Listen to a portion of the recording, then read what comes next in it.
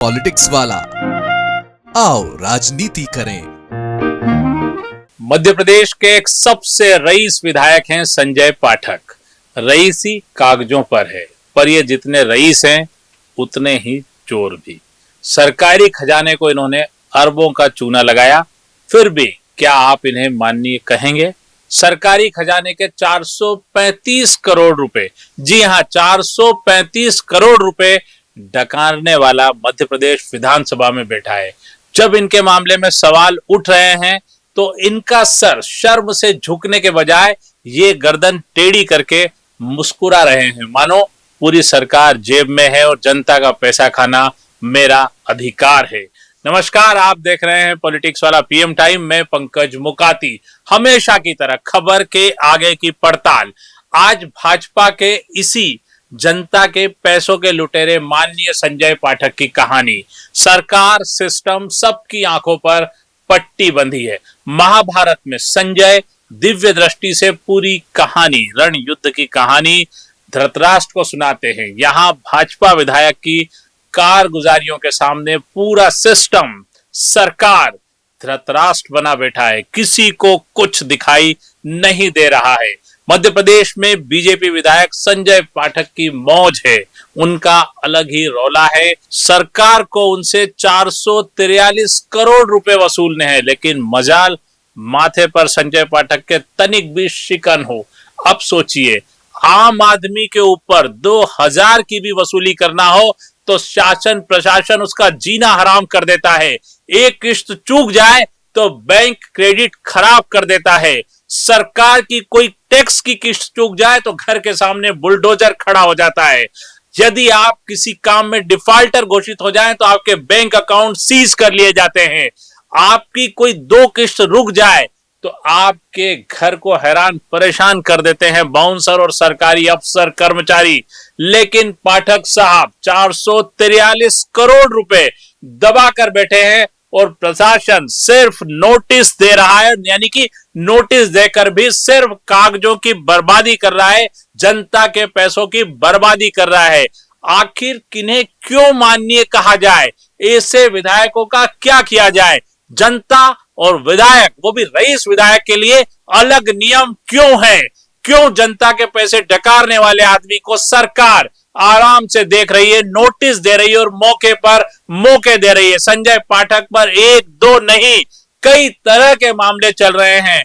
खनन के अलावा उन पे जमीन खरीदी के घोटाले, इसके पहले नोटबंदी के दौरान भी वे कई तरह के मामलों में घिरे रहे हैं।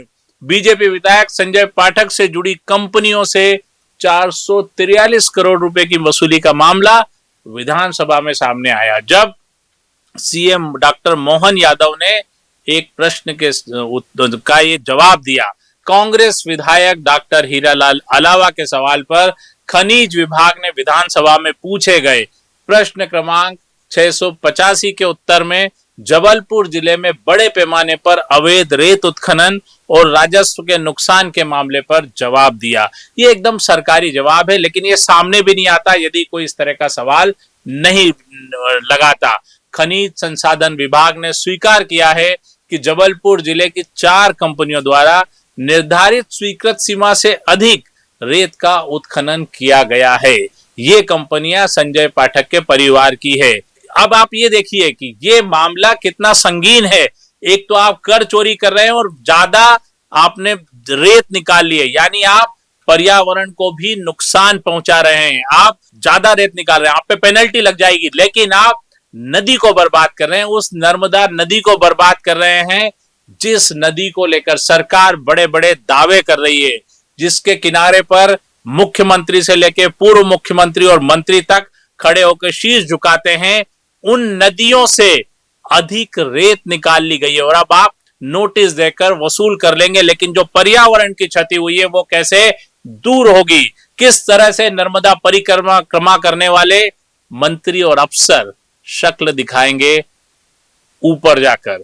खनिज विभाग ने बताया कि कलेक्टर द्वारा गठित दल एवं जांच रिपोर्ट के आधार पर संजय पाठक की कंपनियों पर कुल 443 करोड़ 4,86,890 रुपए की वसूली निर्धारित की गई है। जबलपुर कलेक्टर ने 10 नवंबर 2025 को जारी आदेश में स्पष्ट लिखा है कि इन सभी आदेशों में कलेक्टर ने कंपनी को 15 दिनों में वसूली जमा करने के निर्देश दिए हैं, अन्यथा भू राजस्व अधिनियम के तहत कार्रवाई की चेतावनी भी दी गई है।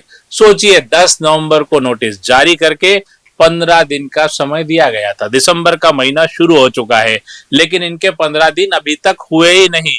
क्या गणित है, क्या सोच है, कौन सा कैलेंडर है, कौन सी घड़ी है, वैदिक घड़ी है या जनरल घड़ी है या डिजिटल घड़ी है या टाइटन है या कौन सा पंचांग है, कौन सा काल चक्र है जिसमें आज तक 15 दिन पूरे नहीं हुए या कभी पूरे होंगे भी नहीं। विधानसभा में मुख्यमंत्री कांग्रेस विधायक के सवाल के जवाब में कह रहे हैं कि कड़ी कार्रवाई की जा रही है और दूसरी तरफ संजय पाठक मुस्कुरा रहे हैं। वे भी जानते हैं कि कड़ी कार्रवाई का क्या मतलब है। खनिज विभाग द्वारा विधानसभा सचिवालय को दिए गए लिखित उत्तर में कहा गया है कि जांच दल द्वारा तैयार अतिरिक्त उत्खनन रिपोर्ट को स्वीकार किया गया है। संबंधित कंपनियों को वसूली आदेश भी जारी किए जा चुके हैं। वसूली राशि जमा न करने पर नियम 216 तथा भू राजस्व संहिता के तहत आगामी कार्रवाई की जाएगी। खनिज विभाग ने कहा है कि 15 दिनों की समय सीमा के बाद वसूली न होने पर बैंक खातों की कुर्की, मशीनरी जब्ती और पट्टा निरस्तीकरण की प्रक्रिया लागू की जाएगी। लेकिन क्या विभाग ऐसा कर पाएगा, जिसका जवाब है नहीं, क्योंकि संजय पाठक आम नहीं खास आदमी है। क्या कुर्की, क्या वसूली, जब दिन ही पूरे नहीं हो रहे हैं तो क्या कुर्की और क्या वसूली। कागजों में ये सब बड़ा अच्छा लगता है, लेकिन पाठक साहब के मजे हैं। कांग्रेस विधायक डॉक्टर हीरालाल अलावा का आरोप है कि रेत माफिया का खेल 1000 करोड़ का है। अलावा ने कहा है कि जिले में लंबे समय से रेत ठेकेदार कथित संरक्षण के कारण मनमानी कर रहे हैं। उनके अनुमान के अनुसार वास्तविक राजस्वान्वी 1000 करोड़ रुपए से अधिक की हो सकती है। सरकार को पूरे जिले और अन्य जिलों में भी व्यापक ऑडिट कराना चाहिए।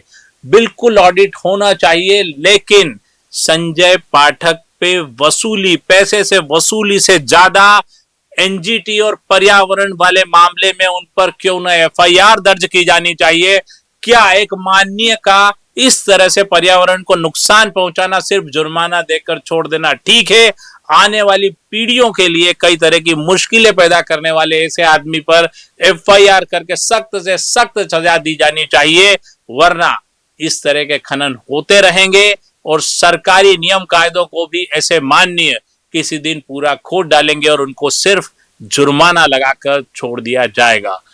पीएम टाइम में अभी हमने देखा कि कैसे एक नेता खुद को भगवान मानने लगता है और दूसरी तरफ अब खबर उस नेता की जो खुद को भगवान से भी ऊपर समझता है। तेलंगाना में कांग्रेसी मुख्यमंत्री रेवंत रेड्डी ने कहा कि हिंदू कितने देवताओं में विश्वास करते हैं? 3 करोड़। इतने सारे देवता क्यों? उनका यह कहना है कि हिंदुत्व में इतने देवता क्यों हैं?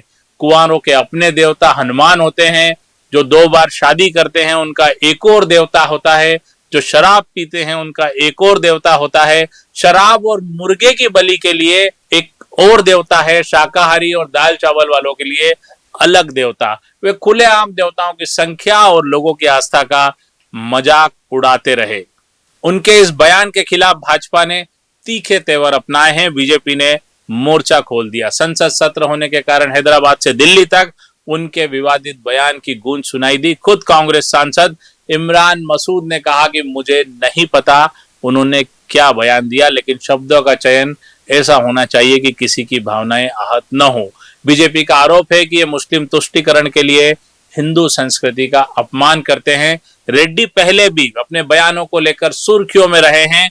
बिहारी डीएनए, पीएम मोदी की बाह मरोड़ना, कांग्रेस का मतलब मुसलमान जैसे बयानों के कारण उनकी काफी आलोचना हुई और इस कारण कांग्रेस को भी कई बार मुसीबत झेलनी पड़ी। लेकिन रेवंत रेड्डी हैं जो भगवान को भी नहीं मानते, उनको भगवान की संख्या पे भी ऐतराज है और अलग अलग भगवानों की व्याख्या भी कर रहे हैं।